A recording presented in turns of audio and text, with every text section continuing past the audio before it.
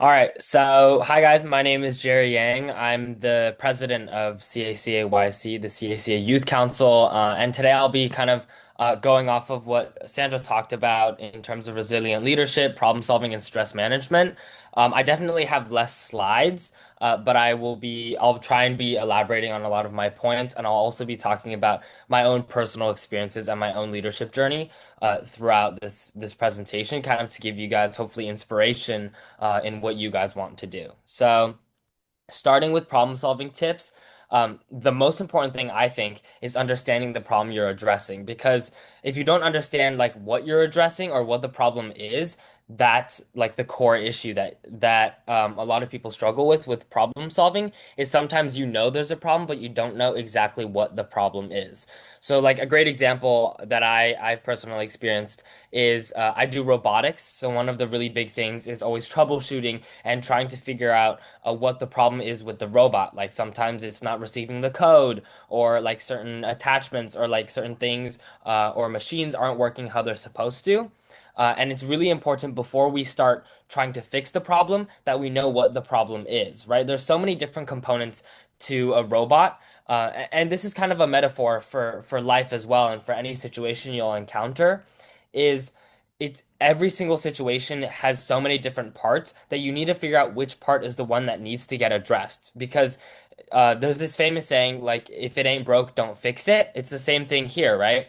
If something isn't broken, if something isn't malfunctioning, then there's no reason that you need to replace it or change it, especially if it was working just fine before. So, like with the case with robotics, there was one scenario where like we had designed a bunch of different parts, and one of them kept failing, but we had to figure out which one exactly it was, because as a whole the robot was working just fine. Most of the mechanisms were fine. It was picking up like the balls and shooting them, but there was just like a couple metal plates that we had printed too thin. And that was the issue. So it was about finding that issue and then addressing it. So that's like the first problem solving tip I have is whatever problem you have, make sure you're addressing it, and make sure you take a lot of time to understand the problem. I know sometimes it can feel like oh, there's a problem, I have to solve it like right now, but you have to understand that sometimes taking a step back and understanding what's going on is way more important than actually just diving in hands on first. Because sometimes, I mean, if you dive in head first, what happens is you only address like the surface level, and you're not actually diving into the back end and what's going on in terms of the root causes. And that's the second problem solving tip I have, is make sure you understand and analyze the root causes of the issue that you have. For example, in school, I do a lot of different leadership things.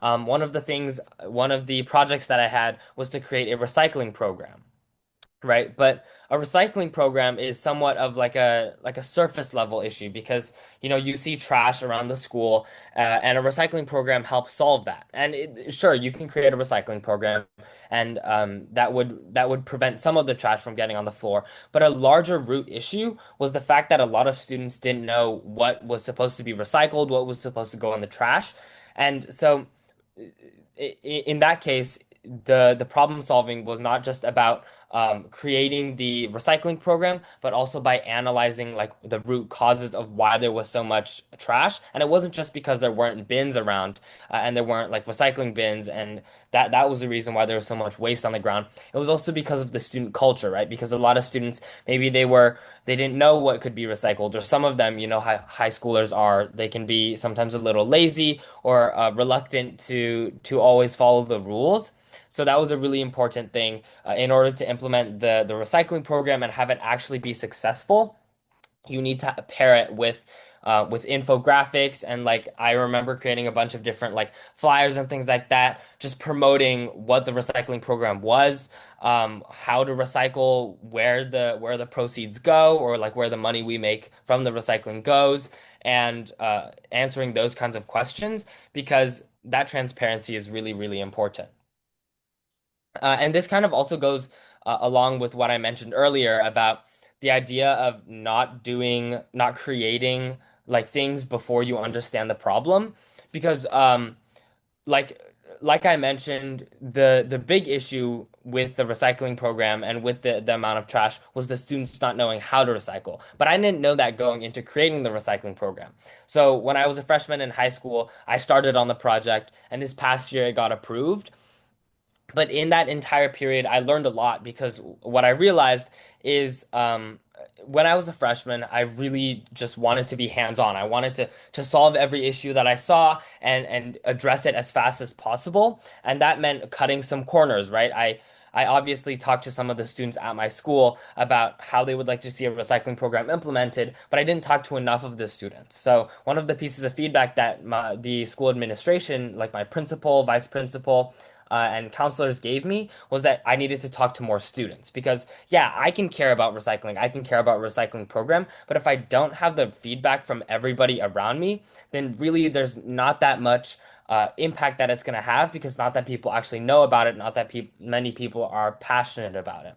So that was one thing. And then the other thing was also making sure that I checked with the administration and I checked with everyone who was going to be impacted.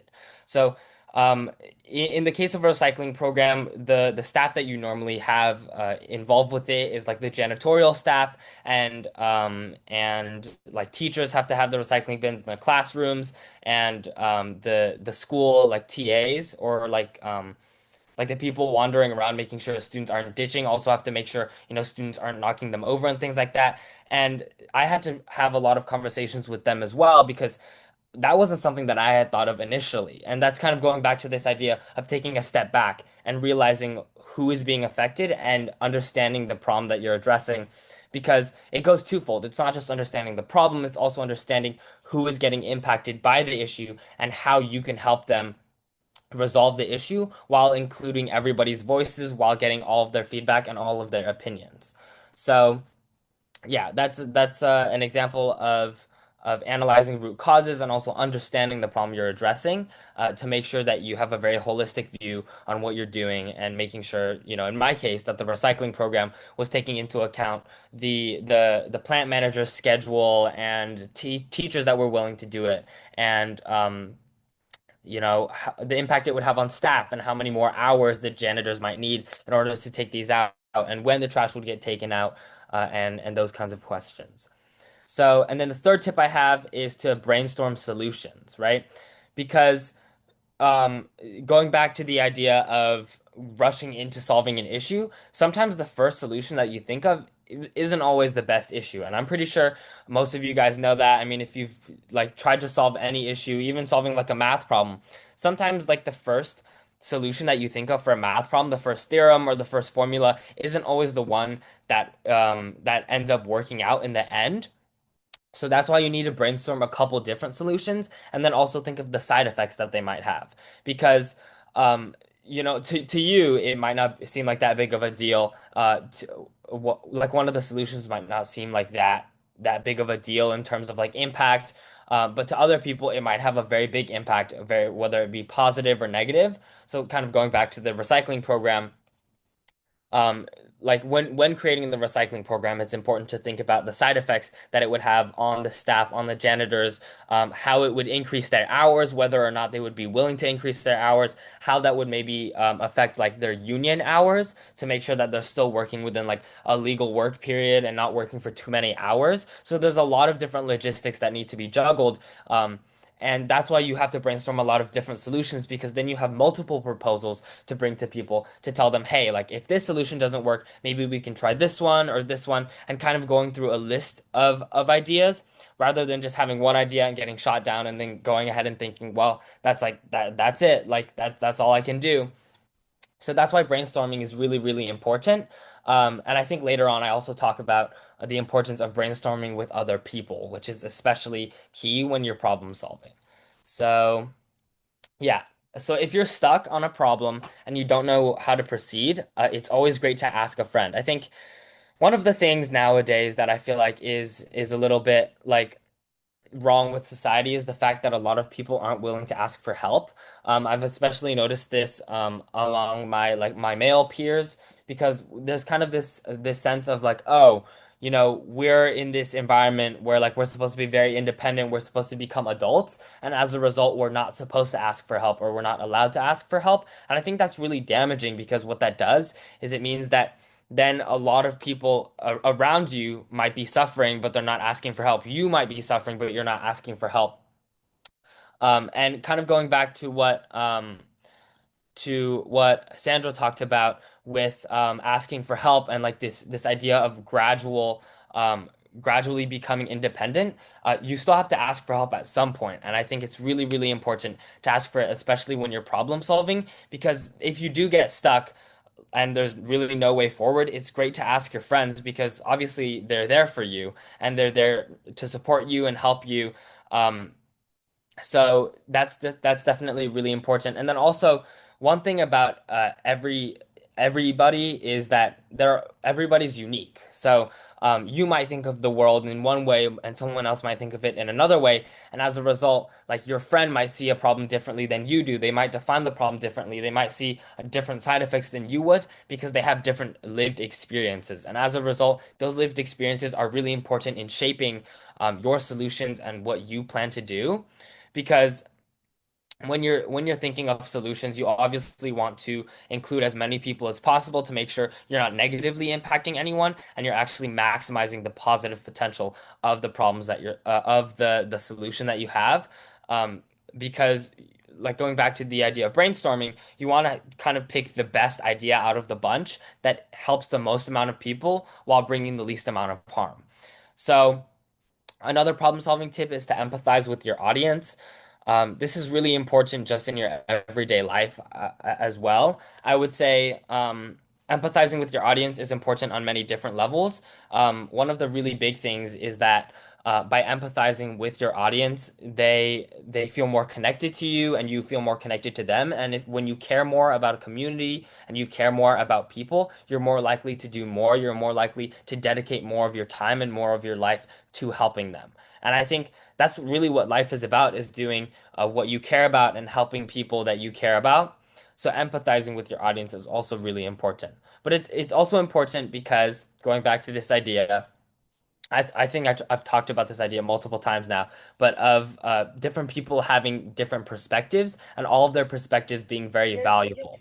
Because if you want to help your audience or help a community, you need to be able to understand their issues first. You need to be able to empathize with what they're saying, with what their issue is, before you even think about, diving in and trying to understand what's going on. So, um, and then the next tip is to reframe problems as questions. Sometimes it can seem very, very daunting to have a or a problem that you don't really know how to solve. And sometimes it can seem like the problem is just like in your face all the time, and you don't really know how to proceed because you're stuck or because none of the solutions that you brainstorm seem very good. But if you reframe it as a question, then it becomes less intimidating. Because when we think of problems, there's a lot of negative connotations with problems. It's like, oh, you have problems. Like, oh, that's like something bad to say to someone. Or like if you're trying to solve a problem, that means there's something inherently negative about what's going on. But if you reframe it as a question, then it puts it in a different light. So sometimes you might be overwhelmed with a lot of different problems and you might not know how to proceed. If you reframe them as questions by asking, maybe your problem is like you're getting very bad grades. Instead of just being like, "Oh shoot, I have very bad grades." Like it's really I don't know what to do. You can reframe it as a question and instead ask like, "How can I improve my grades?" Or like what options are there for me to get help and things like that. And that reframing is very, very helpful because it means that you no longer see the problem as something negative, but you see it as an opportunity for growth, an opportunity for learning and for development. And that's really, really important because I mean, a lot of us are in this Zoom are very young, and as a result, like we're still developing. Our brains are still learning. We're still learning about the world, about what's right, what's wrong, and what we like and what we don't like. And it's okay to make mistakes, but as long as you make sure that you learn from them. And then the final problem solving tip that I have is don't shut down ideas and be very open to everything that is said. So this kind of goes back to the what I talked about with like brainstorming solutions. Um like include other people in your brainstorm, but also don't shut down their ideas. I think like when we're thinking about problem solving, obviously there are some solutions that aren't as feasible, but you shouldn't just shut someone down. Instead, it's very helpful to explain to someone, why is this not a less feasible solution than this other solution? And by doing that, not only are you becoming more articulate yourself and learning how to categorize different solutions and understand which ones are better than others, but you're also helping other people learn. And that's really important because in a community, you're supposed to lift other people up. So don't shut down ideas, no matter how like weird they might seem, because sometimes those ideas can actually turn out to be the best ones. Because sometimes people come in with very very wild opinions or like very different like takes or like opinions than your own. But it's helpful to listen to them because sometimes they do make very valid points, and you need to take those into consideration, especially if they're part of the community that you're trying to help.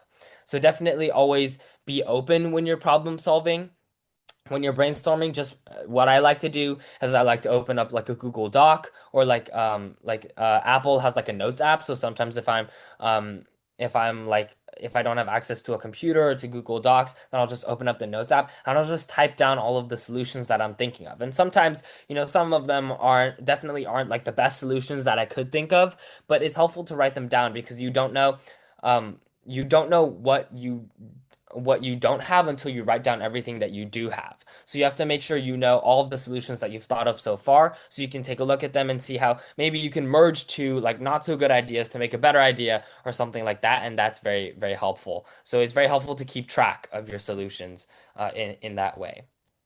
So that's the end of like the problem solving tips segment. Next, I'll be talking about more stress management tips. And these I think are very, very important, especially um, considering I think most of you are currently going to school. Sometimes you can feel very overwhelmed with stress in school, like with grades or like a bunch of tests coming up, or finals, or for those of you in high school, you have APs or advanced placement tests, and those can create a lot of stress. And there's a lot of different standardized testing, and sometimes it just feels like it's piling on, and it's very difficult to find a way out or see like a clear way through. So. One of the very, very basic ways to manage stress is with breathing exercises. This is something that I like to do, especially before I go into very sort of high risk scenarios, in the sense that like maybe I'm giving a speech, or like I'm doing a performance somewhere, and I feel very nervous. It's very helpful to do breathing exercises because when you're really nervous, you can feel your heart pounding. You can feel like the adrenaline rushing. And that's sometimes, some people like that, but I find it very helpful to calm myself back down and kind of get grounded and realize, you know, maybe this isn't as big of a thing as I thought it was. Maybe I'm blowing this out of proportion. And like, even if it is kind of important, right? Like everybody makes mistakes. We're human. So those breathing exercises are very helpful. And especially inserting like positive affirmations in there is very helpful. Positive affirmations are like, telling yourself like you are good enough. Like, I'm capable of doing this, like, I belong here, and just making sure that you feel comfortable before you go into a space. The second thing about stress management is growth mindset. This is something that I really do apply in my life, like all the time, is just figuring out different ways to reframe scenarios in a way that gives me the most like peace of mind, and also makes me more willing to learn and more motivated. Sometimes when we're really stressed out, kind of going back to the idea that I talked about earlier about reframing a problem into a question, growth mindset is very similar. Sometimes we can feel very stressed out because we have a lot of problems, or a lot of like high risk activities coming up, or like a lot of things that are very important in our lives that are approaching very quickly. And sometimes you get really stressed about that, and it's very helpful to turn negatives into learning opportunities, right? So in that case, managing stress isn't about, or like in that case, like with the growth mindset, using that to manage stress just means, um, like reframing and restructuring what you're doing and how you see it. So maybe you have like a speech and debate competition. That's one of the things that I do. And I get stressed out before those because it's something that I've been practicing for a very long time, and I really hope that I do well and things like that. But those ideas can get really, really inside of your head. But instead of taking those and taking that like that sense of anxiety and like stress, you can instead shape it to be like, well, even shape it to more of like positive affirmations, like, I prepared to the best of my ability. I have done everything within my power to improve myself and improve my public speaking. And even thinking of it as a learning opportunity. um, the most common application of growth mindset is turning mistakes into like learning opportunities. And I think that's very helpful as well, because sometimes stress comes from, maybe you got a C or a D on a test, right? And you're thinking about like how it's going to impact your grade, and you're getting really stressed out because, these days GPA and your report card are very, very important to get into college and to, get a good life outcome and that kind of thing. So sometimes it can be very you can be very stressed out, and it's okay to be stressed out, but it's also important to realize what you can do, right? You can't control the fact that in the past maybe you didn't study, or you were sick that one day, and as a result you did bad on a test. Instead, you can look at it as a learning opportunity. See it not as like, oh shoot, like I'm doomed, like I suck at biology or something, but instead see it more as like, oh, maybe I need to study more for this class, or like maybe I need to get a tutor, or I need to start asking for help. And that kind of reframing is very, very beneficial because, we all get stressed out, and it's normal, but the key is how you react to it and how you improve yourself based on it. So taking these mistakes, maybe, you played video games the night before a test instead of studying for the test, and then you did really bad on the test, and then realizing, oh shoot, maybe I should have been studying more, and then seeing that as an opportunity for learning.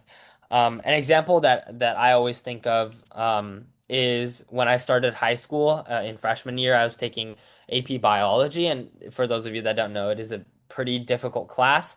And being a freshman, it was like the first AP that I was taking. And before that, in middle school, I hadn't really had to study very much for classes because, middle school content is not the most rigorous in terms of what you're learning and the tests and things like that. So I had never really learned how to study. But starting with AP biology, I think the first test I got like a D or something. And that really woke me up. And I kind of took a step back and I realized, like this is like it did cause me a lot of stress, but then after stressing out about it for probably a couple hours, I kind of realized, stressing out about something in the past isn't very helpful. I can't change the past. What I can do is make sure that I do well on every single other test, to make sure that I end with an A. And I took that kind of as a learning opportunity. I made a mistake in terms of misjudging how difficult a class would be, but instead of just like going about my day with the stress and not changing anything, I took it as an opportunity to change myself for the better, and I ended that class with like an over a 100% because I just kept studying, and I really cared about doing well in the class, and I learned how to study from that as well. So, those are all the stress management tips. And then, or I think I have more. Yes. So another very helpful thing is to take breaks, step back, and reevaluate. So that's kind of what I already touched upon with my AP Bio example. Is like after I did really bad on that first test, I didn't take a break, but I stepped back and I reevaluated what I was doing. Maybe I was doing something wrong, and it turns out I wasn't really studying for them. And that was kind of the mistake that I had made. But I think the take breaks part of this is also very, very important because, especially the more stress you get, the more it feels like everything's piling on top of itself, and then it feels very hard to break out of it. Sometimes taking breaks is very helpful. I like watching YouTube, I like watching movies and things like that, and I like hanging out with my friends, and that's my form of a break. Because sometimes if I get really stressed out or I get really caught up with something, um, Sometimes I feel a little bit burnt out, and it's okay to feel that. It's just important to know your own boundaries because, especially like I do a lot of advocacy in the city of Los Angeles, and on the state level, and doing that sort of advocacy, sometimes it can be very hard to keep going because it feels like there's not whole lot getting done, and a lot of people aren't listening to what I'm saying, or even if I like propose like legislation or I really care about an issue, not everyone cares about it in the same way. And it can be frustrating. I understand that. But it's in those moments that it's important to take breaks, step back, and reevaluate what you're doing, right? And that kind of ties into the next bullet point, which is to make sure you're having fun in whatever you're doing. I have the reason why I continue to do advocacy, the reason why I do CACAYC and I do all of the extracurriculars that I do is because I genuinely enjoy doing them. Because I have fun talking to people and interacting with my community, learning about my culture, and getting to know people from across the nation and then creating change. And especially in high school, this is really important because if you don't like what you're doing and you keep doing it, what happens is you just get burnt out. It's pretty simple. Like, if you keep doing something and like you really don't enjoy it, you're not gonna have fun doing it. It's gonna feel very long and tedious, and eventually you're just gonna realize like this is not something that I want to keep doing. And it's good to realize that sooner rather than later. I'm sure a lot of you throughout your lives have quit various things and realized you're not interested in something after trying it out, and that's okay. It's very human to realize that you're not interested in something after trying it out. That's why that's why you go to school, right? To get all these opportunities to learn and to explore. And that's really important as well in high school. Because I think right now the high school environment is very competitive and a lot of people are looking to undermine one another or get like the best positions or like take the most AP classes. But sometimes you also need to like take a break, step back and realize, okay, maybe I'm not super interested in like AP chemistry. Maybe I more want to do like something that I actually care about, like leadership. This is something that I did is in sophomore and junior year, rather than taking another AP class and going like the conventional route. I instead chose to go with leadership because that was something I cared about. I cared about, volunteering in my community and taking care of my school and planning different school events. And that's something that I tried out and I really did have a lot of fun in. And sometimes it is very long hours. I think one time I spent like 14 hours at school from like 6 a.m. to like 8 p.m. or something. And sometimes it can feel like a lot. It can feel sometimes a little bit overwhelming, but if when you're having fun, like time really does fly. When you're having fun, you really do get a lot more energy and you feel a lot more compelled and passionate about what you're doing. As opposed to like let's say I was taking a really boring class. Like I don't know, maybe I don't know. Yeah, like I'm taking a boring class.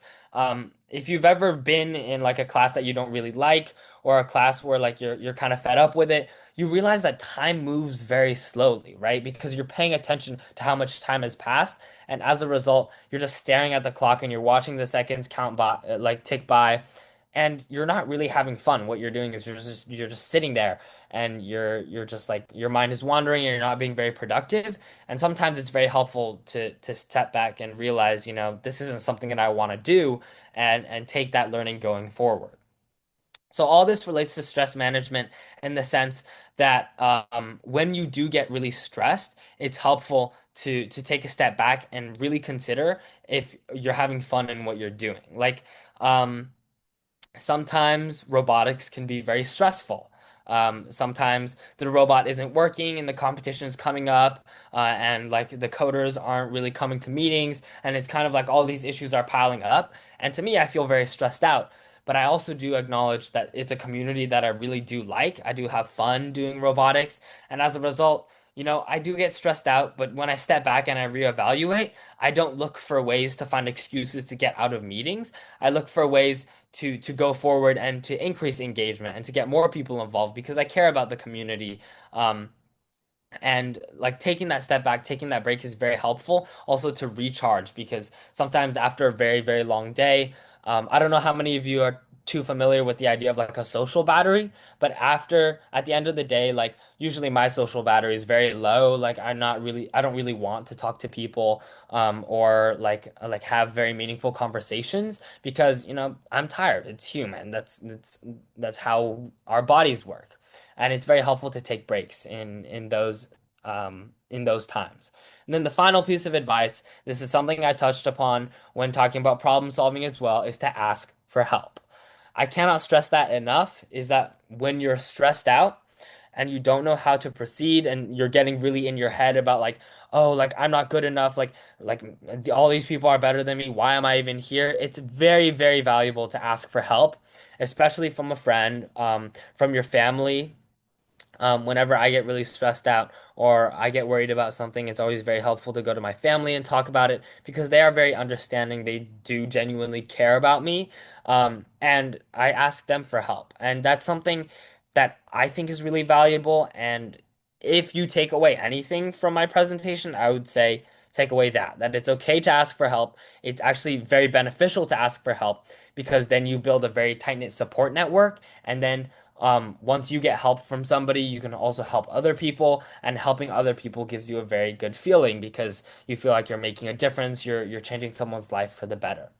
So, I think this is the end of my presentation. Yes. Are there any questions?